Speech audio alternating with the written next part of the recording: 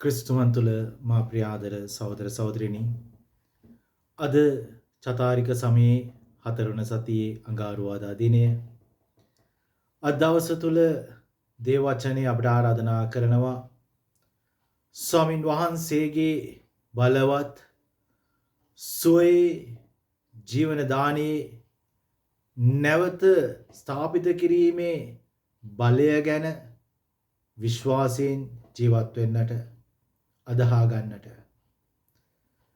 එසේකියල් දිවස් ප්‍රසාදිතුමාගේ දර්ශනය තුල ඒ ජීවන දායක ජලය ඒ ජලයේ ක්‍රියා කරන්නා වූ ස්වාමින් වහන්සේගේ වරප්‍රසාදයේ අත්දැකීමට විශ්වාසී අත්දැකීමකට නවතාවේ අත්දැකීමකට ඇතුල් වෙමින් අපගේ අධ්‍යාත්මික බෙලහීනතාවෙන් අධ්‍යාත්මික අංශභාගයෙන් අධ්‍යාත්මික රෝගී භාවයෙන් සුවය ලබන්නට උන්වහන්සේ අපට ආරාධනා කරනවා. අද දවසේදී විශේෂයෙන් ජෝන්ස් වාරංචියේ 5 වන පරිච්ඡේදයේ සඳහන් කරන ආකාරයට අවුරුදු 38ක් මේ ජලයේ කැළඹෙනකම් ඒ පොකුණාසල රැඳී සිටිය මිනිසා වෙතට ස්වාමින් වහන්සේ ළඟා වුණාක් වගේ උන්වහන්සේ අපි විතරට ළඟා වෙලා අහනවා ඔබට සුව වෙන්න ඕනද? ඔබට වෙනස් වෙන්න ඕනද කියලා.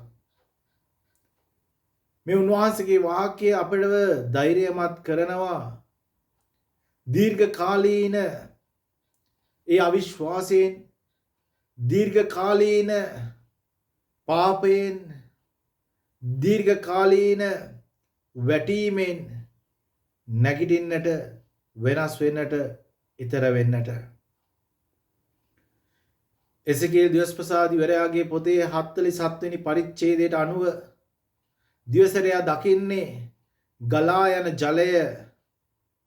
මේ ගලා යන ජලය එකතැන පල් වෙන ජලයක් නෙමෙයි. මොහොතින් මොහොත නවතාවයට පත්වන අලුත් බලාපොරොත්තු ඇති කරන ජීවනය ගෙන එන ජලයක් බව ඒ ස්වාමීන් වහන්සේගේ ජීවනදායක බලය ගැන ඒ ජීවනය දානය කරන්නා වූ සක්‍රමේන්තු ජීවිතය ගැන ඒ සක්‍රමේන්තු ජීවිතය තුළ ඒ දේ වචනය තුළ පෝෂණය වෙමින් සුවය අධ්‍යාත්මික සුවය අත්දකින්නට ස්වාමින් වහන්සේ ආරාධනා කරනවා. ප්‍රියාදර සහෝදර සහෝදරියනි අපගේ සිතුවිලි තුළ අපගේ හැඟීම් තුළ අපි කැඩිලා බිඳිලා වැටිලා පර වෙලා යන ගහක් වගේ රැඳෙන්නට පුළුවන්. නමුත් ස්වාමින් වහන්සේගේ දිව්‍යමය සුවය තුළ ඒ දේව සංරක්ෂණය තුළ ඔබට මට තවමත් ඉඩක් තියෙනවා. උන්වහන්සේ සූදානම් පර වෙලා යන වැටිලා පල් වෙලා යන ඔබේ මගේ ජීවිතය නැවත ප්‍රතිස්ථාපනය කරන්නට නැවත නගා සිටවන්නට දලුලන පනලන ජීවයක් බවට පත් කරන්නට උන්වහන්සේ සූදානම්.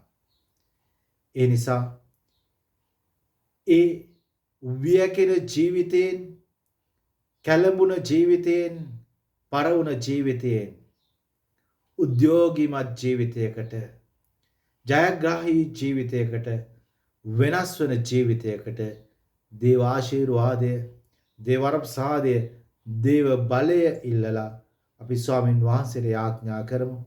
අපගේ හදවත් අපි උන්වහන්සේ වෙතට ඔසවමු. ඔබට ජෙසුපීටයි.